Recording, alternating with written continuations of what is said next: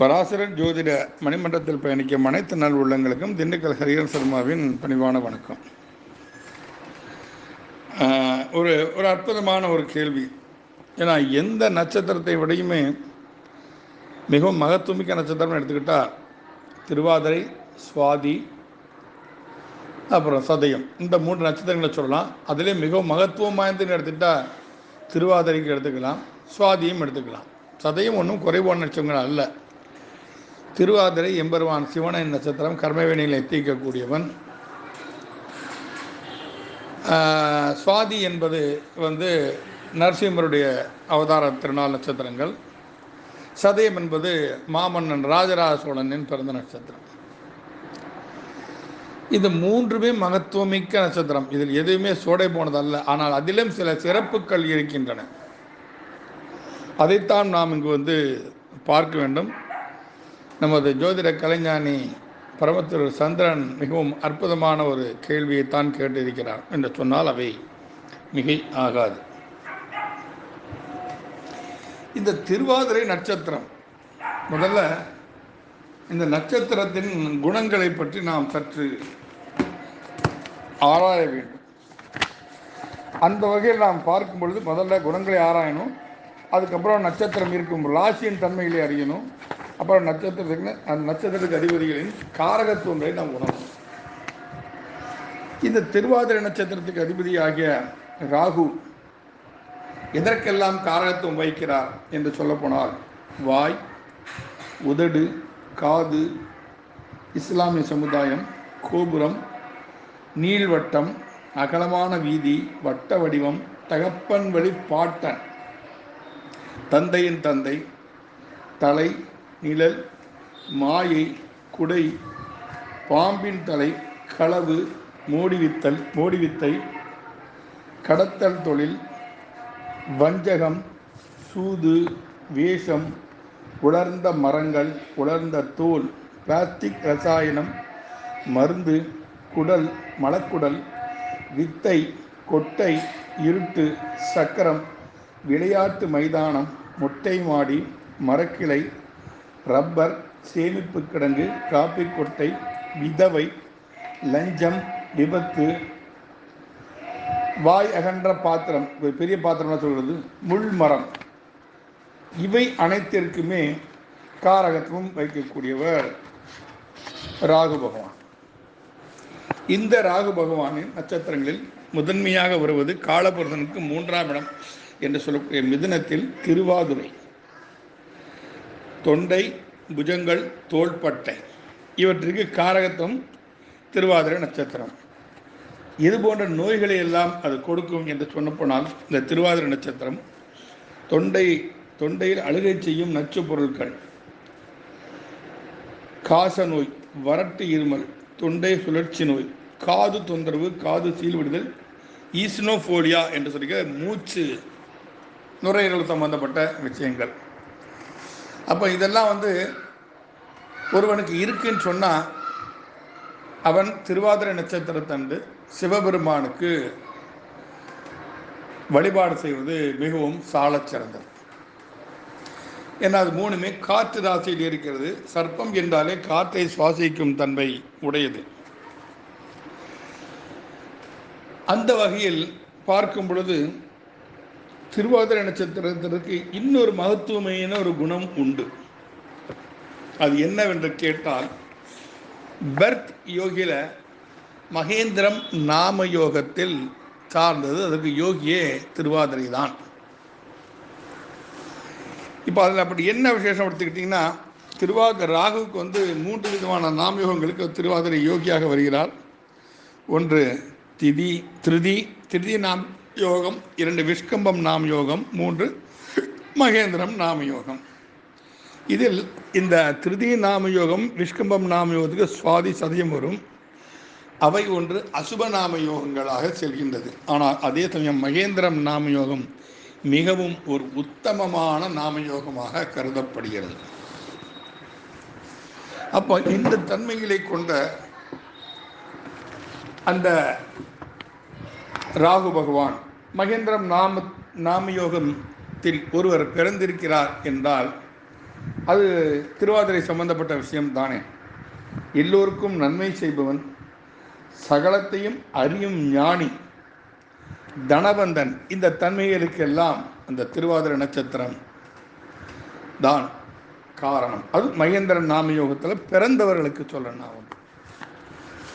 அப்போ இந்த மகேந்திரன் நாமயோகத்தின் தத்துவம் என்னன்னா, ராகு பகவான் யாருக்கெல்லாம் யோகியாக வருகிறாரோ அவர் தனது திசாபுத்தி காலங்களில் லக்ன யோகியோட வீட்டில் அமர்ந்திருந்தாலோ, இல்லை லக்ன யோகி நட்சத்திரம், லக்ன யோகிக்கு அதிபதி திருவாதிரை நட்சத்திரத்தில் அமர்ந்திருந்தாலோ பிரம்மாண்டமான ஒரு வெற்றியை தந்து விடுகிறார். இப்போ திருவாதிரை நட்சத்திரத்திற்கு யோகி மன்னிக்கணும், மகேந்திரன் நாமயோகத்துக்கு திருவாதிரை யோகியாக வந்தால் அங்கு சுக்கிரன் அவயோகி வரார். எங்கெல்லாம் ராகு யோகியாக வருகிறார் அங்கெல்லாம் சுக்கிரன் தான் அவயோகியாக இருப்பான். அப்போ இந்த சுக்கிரன் செய்யும் கெடுபலங்களை அனைத்துமே மீறித்தான் இந்த திருவாதிரை நட்சத்திரம் வேலை செய்யும். இப்போ இந்த திருவாதிரை நட்சத்திரத்துக்கு அதிபதி ராகு அவயோகி நட்சத்திரமான சுக்கிரன் நட்சத்திரத்தில் இருந்தாலும் அது அபியோகத்தை செய்யாது. ஆனால் மற்ற கிரகங்கள் அப்படி அல்ல. சூரியன் யோகியாகி அபியோக நட்சத்திரத்தில் இருந்தால் அது அபியோகத்தை செய்ய தொடங்கிவிடும். மற்ற எல்லா கிரகங்களுக்கும் அதை மாதிரி தான். ஆனால் ராகுவை பொறுத்தவரை அவ்வாறு அல்ல. சுக்கிரன் நட்சத்திரமான மகேந்திரன் நாமயோகத்தில் பிறந்தவர்களுக்கு சுக்கிரனின் நட்சத்திரத்தில் திருவாதிரைக்கு அதிபதியான ராகு இருந்தால் அது மிகுந்த அதீத நற்பலன்களை கண்டிப்பாக செய்யும். அந்த சுக்கிரனே திருவாதிரையில் அமர்ந்தால் கூட அதன் அவயோகம் வேலை செய்யாமல் கண்டிப்பான நற்பலன்களை அது கொடுக்க செய்துவிடும். இப்போ திருவாதிரைக்கு அவ்வளோ மகத்துவமான ஒரு விஷயம். ஏனென்றால் அது சிவபெருமானின் நட்சத்திரம். ஆனால் 3 நட்சத்திரங்களுமே திருவாதிரை, சுவாதி, சதயம், இது 3மே முழுமையான தன்மையோடு ஒரு ராசியில் சஞ்சரிக்கிறது. 3மே காற்று ராசி. அப்போ சர்ப்பங்கள் என்ன, காற்றின் மூலம்தான் சுவாசிக்கிறது. ஒரு வியாதியை பரவச் செய்வதாக இருந்தாலும் அதை காற்றின் மூலம் பரவச் செய்துவிடும். எல்லாருக்கும் நல்லா ஞாபகம் இருக்கும், கொரோனா வர்றதுக்கு முன்னால் தனுசில் 6 கிரகங்களும் ராகு இப்போ எங்கே உட்காந்துருந்தாருன்னா இதே திருவாதிரையில் தான் உட்காந்துருந்தார், மிதுனத்தில்.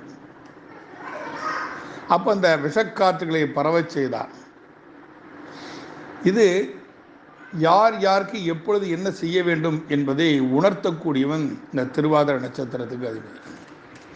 ஒருவன் கர்மவினையை தீர்க்க வேண்டும், பாபங்கள் அதிகமாக போகும் பொழுது பூமியின் பாரத்தை குறைக்க வேண்டும் என்று சொன்னால் அந்த திருவாதிரை நட்சத்திரத்தில் இருக்கும் கிரகம்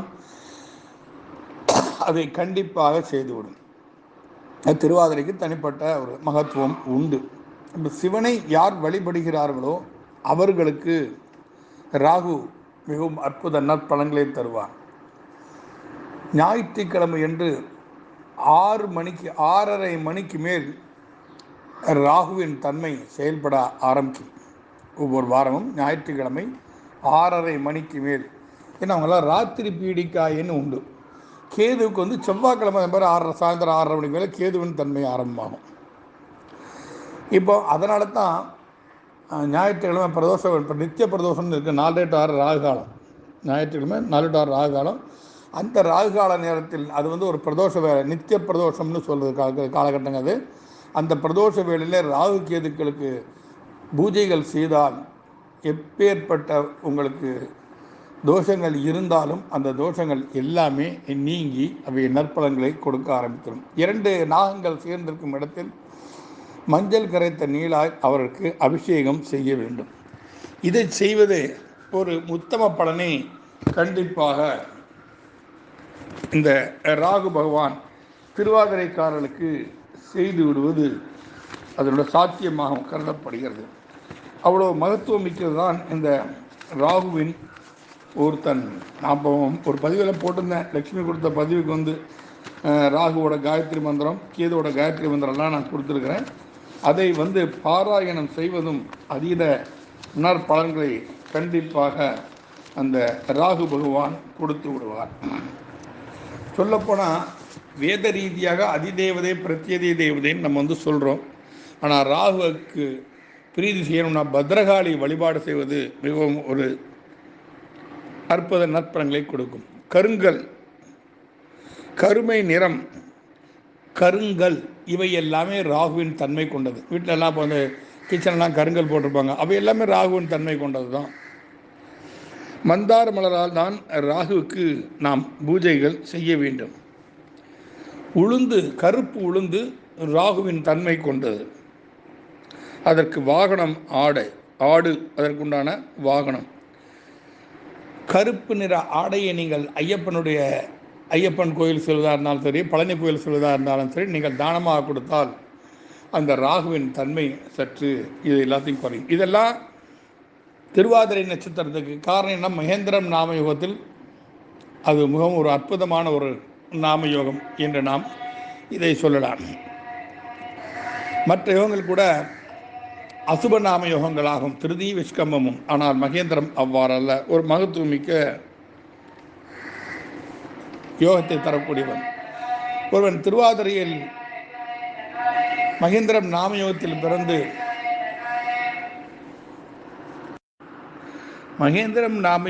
பிறந்து எந்த ஒரு கிரகமும் திருவாதிரை நட்சத்திரத்தில் வருமானால் அந்த கிரகத்துக்குண்டான காரகத்துவத்தை பிரம்மாண்டமாக அது செய்ய வைத்துவிடும். இந்த தன்மை திருவாதிரை நட்சத்திரத்துக்கு உண்டு. அப்போ திருவாதிரை என்றாலே நம்ம இப்போ பெங்களூர் ஸ்ரீரங்கம் ஐயா வந்து சொன்னாங்க ஒரு விஷயம், 2 திரு அமைப்பு கொண்ட நட்சத்திரங்கள் என்று. அது உண்மை.